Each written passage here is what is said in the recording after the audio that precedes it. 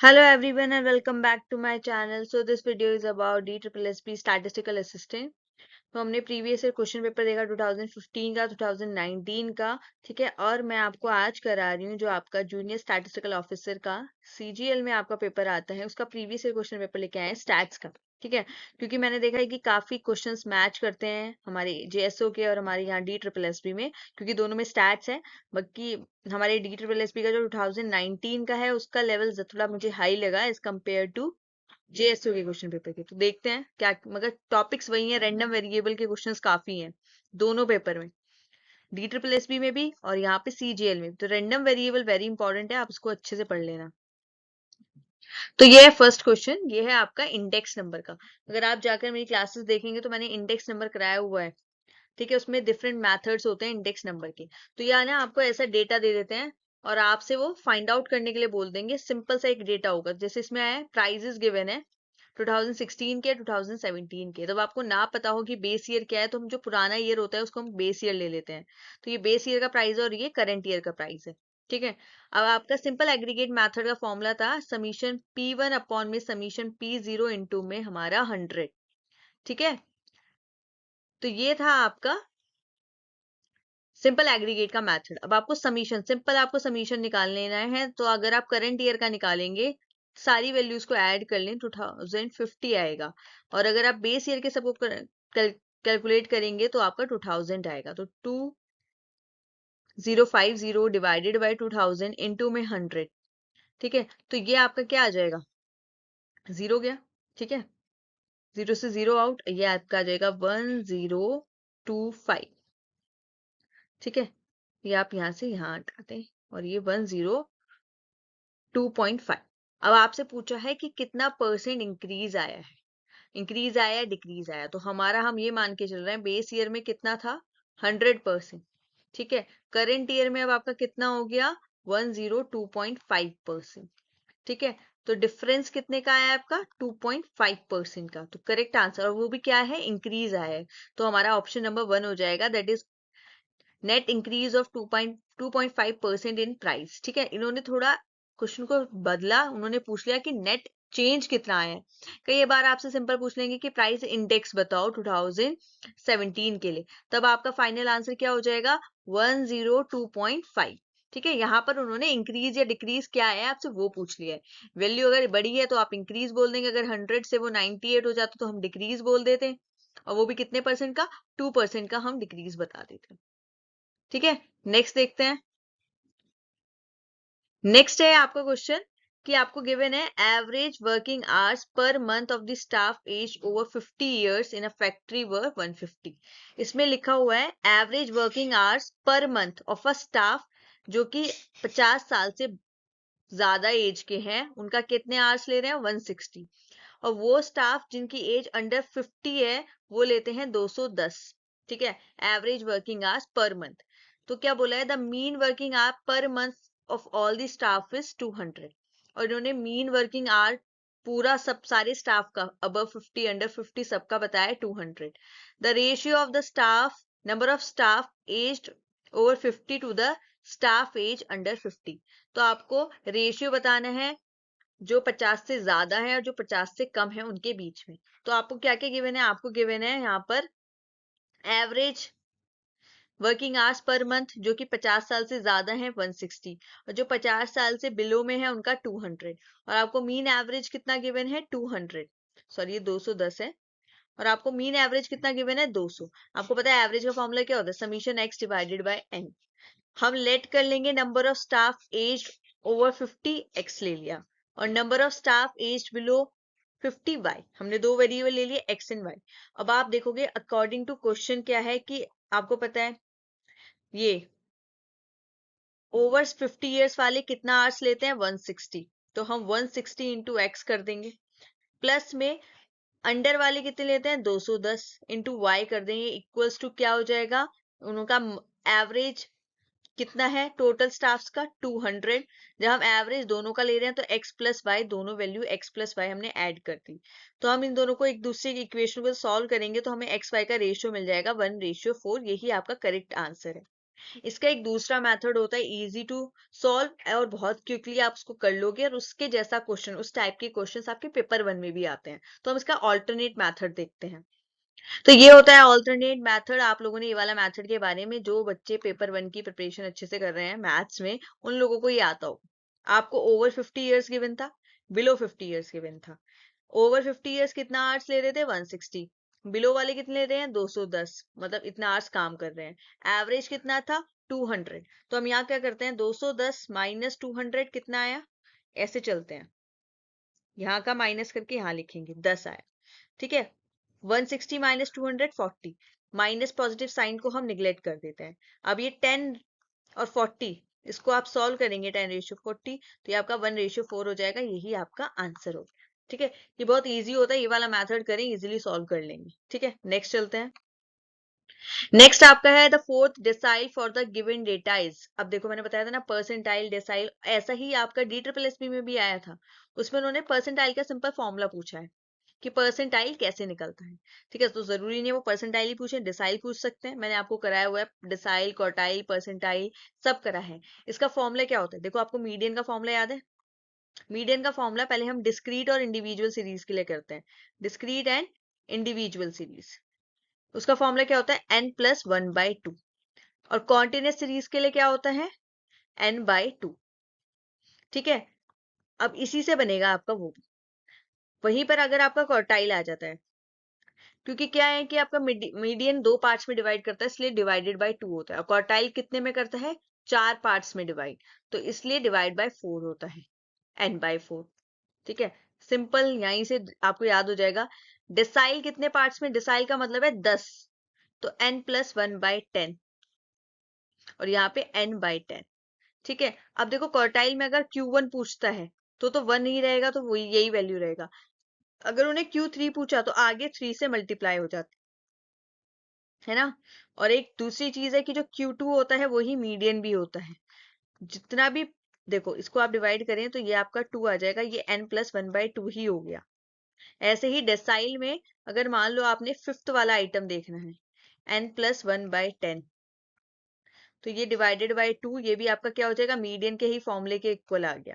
इसका मतलब क्या है? देखो, डेसाइल ने 1 2 3 4 5 6 7 8 9, 1 2 3 4 5 6 7 8 9 10, 10 पार्ट्स में डिवाइड किया है। तो जो मिड वैल्यू होगी वो ये वाली होगी, तो ये मिड वैल्यू का फॉर्मूला ही लग जाता है इसमें असल में, n+1/2। चाहे ये फॉर्मूला लिख लो, 5n+1 डिवाइडेड बाई 10, या n/2, n+1/2, आंसर दोनों से ही सेम आना है।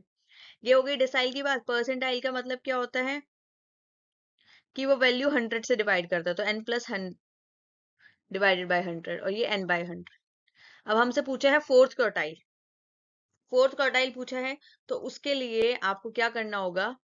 देखो, जब आपके पास इंडिविजुअल सीरीज होती है तो उसमें तो आप सिंपल एक्स में देखकर बता देते हैं, मगर जब आपके पास फ्रीक्वेंसी के साथ डिस्क्रीट सीरीज आ जाती है, तो जैसे आपने मीडियन में CF निकाला था, अब यहाँ पर भी आपको क्या निकालना पड़ेगा? यहाँ आपको CF निकालना पड़ेगा।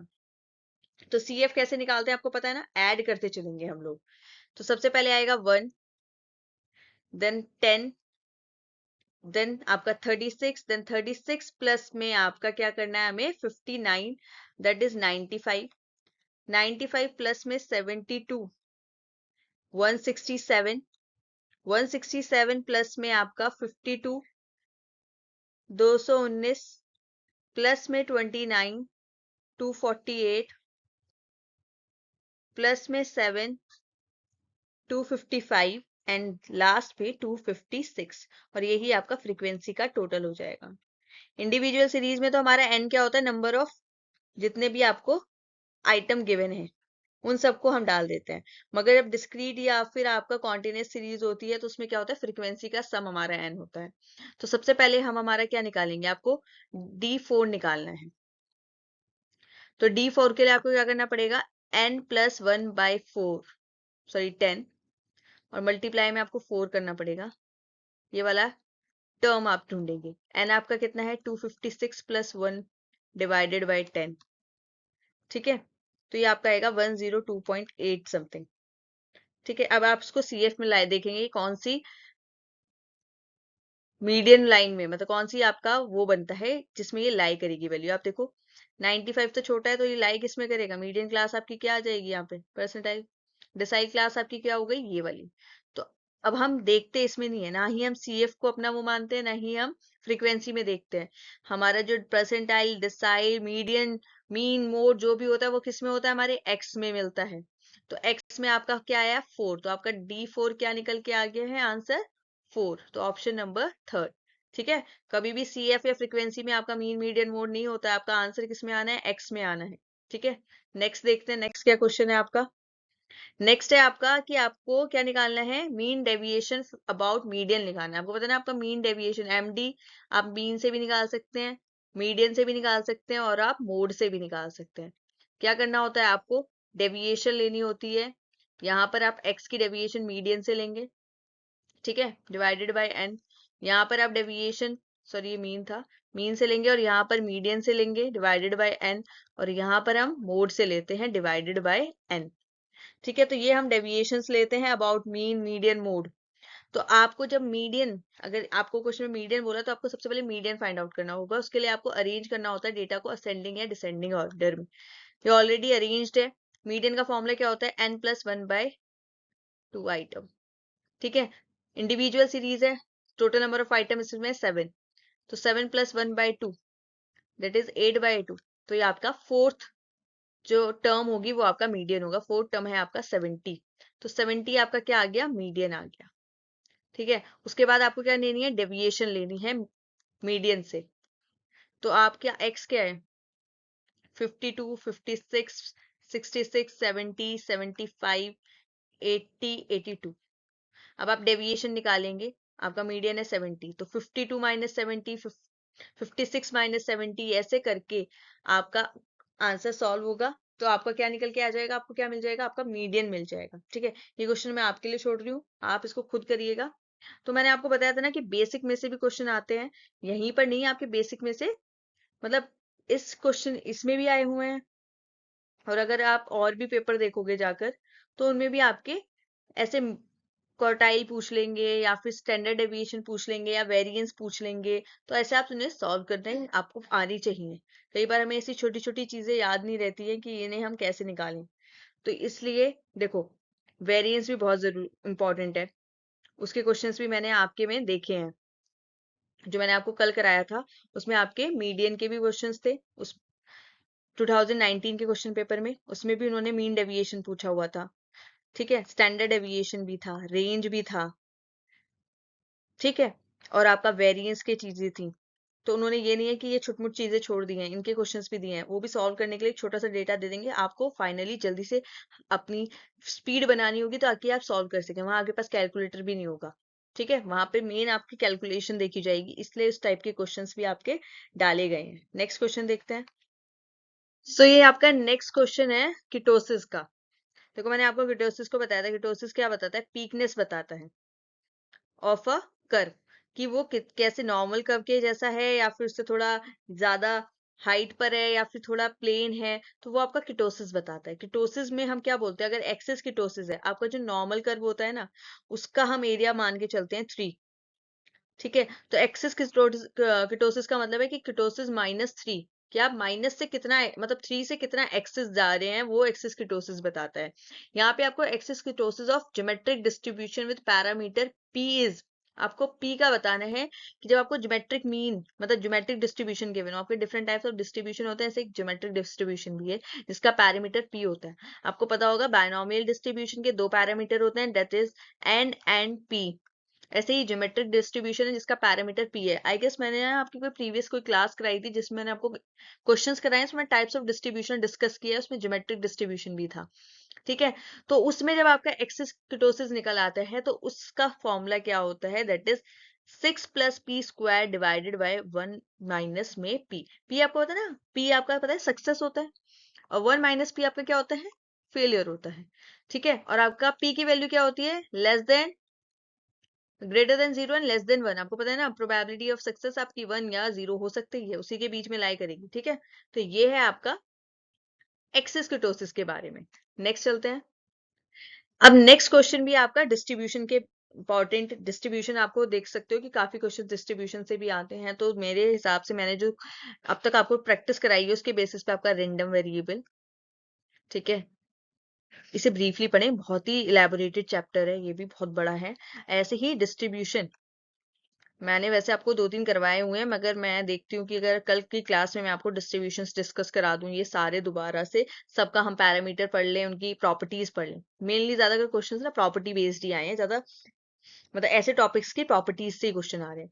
जैसे कि आपको गिवन है let x i i greater than equals to 1 b a independent and identically distributed random variable with, आपको इसका पता है कि जब पी की वैल्यू, मतलब एक्स आई इक्वल्स टू 1 है, इक्वल्स टू पी होता है इक्वल्स टू 1 माइनस क्यू होता है जब एक्स आई इक्वल्स टू 0 है, एंड एस एन आपका समीशन एक्स आई होता है। तो distribution of s n is, ये क्या है, अब देखो जहां p और 1 माइनस आपका p आ जाए, ठीक है, ये आपका डिस्ट्रीब्यूशन जब ऐसा वाला, ये देखो ये है प्रॉपर्टीज बेस्ड क्वेश्चन, ठीक है। तो ये प्रॉपर्टी किसकी है, ये है बायनॉमियल डिस्ट्रीब्यूशन की। मैं आपको बाकियों की भी बताती हूँ कि बाकियों की भी क्या क्या है। जैसे कि ज्योमेट्रिक डिस्ट्रीब्यूशन का मैंने बताया था पैरामीटर p है, इसका आंसर है कि आपका बायनॉमियल डिस्ट्रीब्यूशन मैंने अभी बताया था पैरामीटर उसके क्या होते हैं, एक n होता है एक p होता है। और जो आपका ये है ज्योमेट्रिक डिस्ट्रीब्यूशन, उसका एक ही पैरामीटर है p, और उसका हम फंक्शन कैसे लिखते हैं कि हमारा p x equals to q, sorry k equals to q into में k इंटू में p, और k की वैल्यू कहाँ पे लाई करती है, ग्रेटर देन इक्वल्स टू 0 और लेस देन इंफिनिटी, ठीक है। x is said to be a geometric distribution with parameter p, और x को हम क्या बोलते हैं कि ये क्या है, ज्योमेट्रिक डिस्ट्रीब्यूशन है विद पैरामीटर p, तो ये इसका फंक्शन है, ऐसे लिखते हैं। और ठीक है, बर्नौली का डिस्ट्रीब्यूशन में पैरामीटर इसका भी खाली p होता है, और उसको हम प्रोबेबिलिटी इसकी कैसे लिखी जाती है, ये आपकी प्रोबेबिलिटी है, x इक्वल्स टू आपका स्मॉल x है, इसको हम लिखते हैं px 1 माइनस x, और x की वैल्यू आपकी 0 एंड 1 एंड 0 एल्सवेयर, कहीं और कोई और फंक्शन होगा तो वहां पर आपकी 0 ही आएगी वैल्यू। ये फंक्शन है आपका बर्नौली डिस्ट्रीब्यूशन का, ठीक है, विद पैरामीटर p। तो ये मैंने आपको हर एक चीज बता दी है, बर्नौली डिस्ट्रीब्यूशन एनपी नहीं, यहाँ पर p ही पैरामीटर है बस।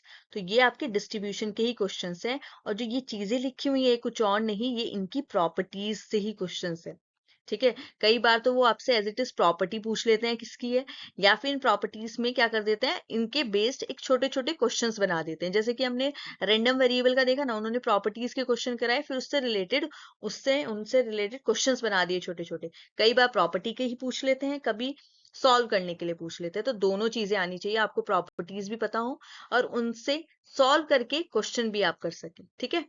नेक्स्ट देखते हैं, नेक्स्ट अभी मैं आपको दिखाती हूँ, वेट। सो नेक्स्ट क्वेश्चन है आपका स्क्यूनेस का। मैंने ना वो क्वेश्चंस उठाए हैं जिसमें आपको सारे टॉपिक्स दिखा सकती हूँ, कि मतलब कि जरूरी नहीं है कि जो हमारा 2019 का क्वेश्चन पेपर आया है जो टॉपिक्स उन्होंने पूछे उसी टॉपिक्स में से आएगा, क्योंकि वो मतलब बहुत ही ब्रॉड है स्टैटिस्टिक, तो वो कहीं से भी पूछ सकते हैं, कुछ भी पूछ सकते हैं। तो स्क्यूनेस वगैरह ये सब मैंने करा दिए हैं, वो सब आप रिवाइज करें। बस अब वेट करें कि मैं आपकी स्क्यूनेस, किटोसिस, आपका हाइपोथेसिस, ठीक है, ये कुछ ऐसे जो टॉपिक्स हैं जिसमें से डायरेक्ट क्वेश्चंस आ जाते हैं सॉल्व करने के, सिंपल आपको फॉर्मूले लर्न करने हैं। तो एक बार हम उनकी प्रैक्टिस करेंगे एक बड़ी क्लास में, ठीक है। एक आपको 1 to 2 आवर क्लास अगर मैं कोशिश करूंगी बन पाई तो जल्दी, तो हम उस पर डिस्कस करेंगे। पहले अब हम बात करते हैं, आपको second and fourth moment given है about mean for a distribution 4 and 18। तो आपको μ2 गिवन है, ठीक है, ये इसको हम मोमेंट बोलते हैं, मोमेंट 2।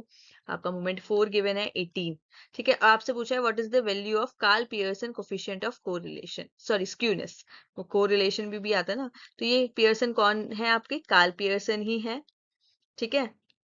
हमें इसका निकालना है कोफिशिएंट ऑफ स्क्यूनेस, वो आपका निकलता है, फॉर्मूला है आपका मोमेंट 4 डिवाइडेड बाय मोमेंट 2 का स्क्वायर, ठीक है। तो आपको आपको वैल्यूज गिवन है, सिंपल वैल्यू डाल दें, ये आपका है 18, और नीचे आपका आ जाएगा 4 का square, that is 18 divided by 16 equals to आपका 1.125, that is option number second. आपका ऑप्शन नंबर सेकंड यहाँ पर हो जाता है करेक्ट, ठीक है। तो देखो आप कितना इजी है मोमेंट अबाउट मीन निकालना, सिंपल आपको सारे इसके 2-3 फॉर्मूलेज हैं, ठीक है, आपको वो सारे फॉर्मूलेज लर्न करने होंगे, हम डिस्कस करेंगे। So that's all for today, I hope you guys like this session, so thank you. कल मिलेंगे। कल हम पहले कुछ टॉपिक कवर करेंगे, कुछ आपको इंपॉर्टेंट टॉपिक्स के बारे में पढ़ाऊंगी, जैसे कि हमें पढ़ना है डिस्ट्रीब्यूशन, ठीक है, बायनॉमियल डिस्ट्रीब्यूशन, नॉर्मल डिस्ट्रीब्यूशन, ठीक है, ज्योमेट्रिक डिस्ट्रीब्यूशन, ये सारे डिस्ट्रीब्यूशन पढ़ेंगे क्योंकि उसके क्वेश्चंस भी बहुत इंपॉर्टेंट है, उनकी प्रॉपर्टीज, बेसिकली उनकी प्रॉपर्टीज करना बहुत इंपॉर्टेंट है। मैंने पहले ही बोला है, हर टाइप की जितने भी स्टैट्स में कोई भी टॉपिक पढ़ रहे हैं उनकी प्रॉपर्टीज अच्छे से लर्न करें, मीन से लेके आप रैंडम वेरिएबल से लेके डिस्ट्रीब्यूशंस, चाहे वेरिएंस हो, स्टैंडर्ड डेविएशन हो, हर किसी की आपको प्रॉपर्टीज याद होनी चाहिए क्योंकि प्रॉपर्टीज से ही क्वेश्चंस आते हैं काफी, और रैंडम वेरिएबल में इतनी सारी प्रॉपर्टीज हैं, जितनी चीजें मैंने आपको बताई हैं, जैसे कि डेंसिटी फंक्शन, ठीक है, मास फंक्शन, ठीक है, अब हमने तो डेंसिटी फंक्शन में बस मीन और वेरिएंस की बात करी है, उसके अंदर किटोसिस भी है, उसके अंदर स्क्यूनेस भी है, ठीक है, उसके अंदर मोमेंट भी है, तो उनके भी है, मतलब मोमेंट और इसका तो मुझे इतना वो नहीं है कि मोमेंट तो है इंपॉर्टेंट, आपका मोमेंट का क्वेश्चन भी आया हुआ है 2019 में, मतलब ये जेएसओ के क्वेश्चन में, ठीक है, तो ये इंपॉर्टेंट इसलिए मैंने बोला है, ये हाईलाइट किया है, उसमें मतलब उसमें पॉइजन के अलावा भी बहुत सी चीजें हैं डिस्ट्रीब्यूशन से रिलेटेड, मैं आपको डिस्कस करूंगी, ठीक है, जब टाइम मिलेगा हमें, तो मैं आपको मतलब एग्जाम से पहले ही, बिफोर योर एग्जाम, मैं आपको वो टॉपिक्स कवर करा दूंगी। So I hope you guys like this session, so please like share and subscribe my channel, bye bye.